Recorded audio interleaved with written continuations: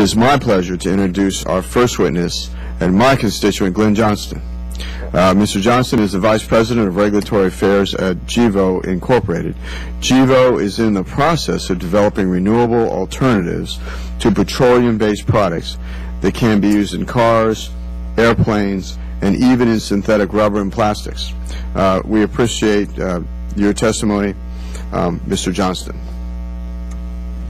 Chairman Kaufman, members of the committee, I'm honored to be with you this morning and discuss the great potential for isobutanol as an alternative transportation fuel in America and the current challenges we have with U.S. EPA regulations.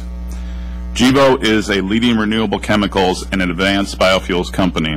We're developing bio-based alternatives to petroleum-based products using a combination of synthetic biology and chemistry.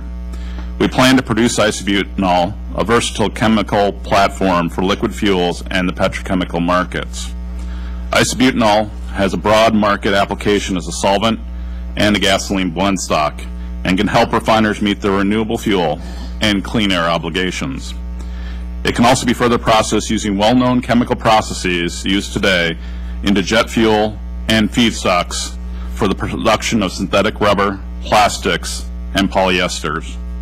GEVO's technology is designed to retrofit existing ethanol plants, and we're currently in the process of retrofitting an ethanol plant in southern Minnesota, which will come online in the first half of 2012.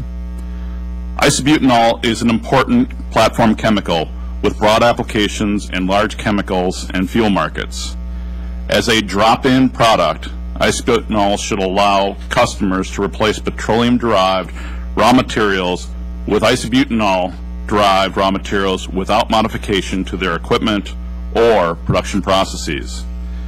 Since isobutanol can be dropped into existing infrastructure, it provides for an easy integration into existing refining and petrochemical production processes. This type of technology is business born in America and is creating new jobs today to build the next generation of biofuels and make contributions towards reducing our dependence on foreign oil.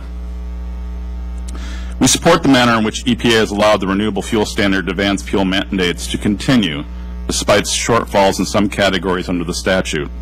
This will help drive more gallons in the short term using technologies such as GEVO that is economically competitive with current oil prices. However, legacy EPA policies are creating supply chain challenges with second-generation biofuels such as ourselves. GEVO and the advanced biofuels industry in general believe that EPA should review its regulatory regime and, to the extent possible, should assure that biofuels other than ethanol have equal and unfettered market access.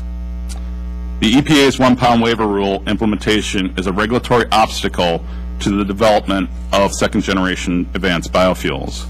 There is a relatively straightforward change that could be made to EPA's testing regime that would eliminate this hurdle. Under the Clean Air Act and 40 CFR, gasoline containing between 9 and 10% ethanol may exceed the revapor pressure, the RVP limit, for straight-line gasoline by 1 pound per square inch. EPA currently tests the RVP of gasoline by obtaining samples at retail outlets. Under current testing procedures, EPA protocol does not account for the presence of alcohol additives other than ethanol. Thus, if E10 is mixed with gasoline containing isobutanol or another drop-in fuel, the resulting mixture would be found non-compliant because ethanol would be diluted below the 9 to 10% ratio required under the Clean Air Act for the RVP waiver. Due to the fact that testing occurs in the field, there currently is no way to determine the E10 prior to mixing with another alcohol-blended fuel. We would have to meet the RVP limit. A direct linear relationship exists between ethanol and isobutanol and RVP, allowing the extrapolation of the ethanol content of the fuel before it was mixed, and thus determining its compliance. Through guidance, or a simple revision in EPA regulations, EPA could require ASTM tests used to determine the ethanol content of a fuel to also determine the amount of isobutanol and other alcohols.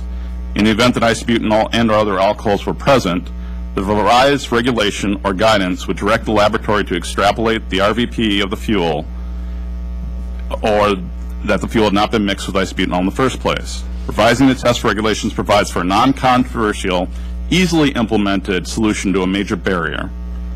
In conclusion, significant amounts of progress have been made over the last 3 years by GEVO with isobutanol and its potential in the advanced biofuel sector.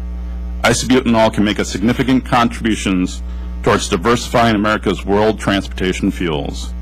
Thank you for the opportunity to be with you today, and I look forward to your questions.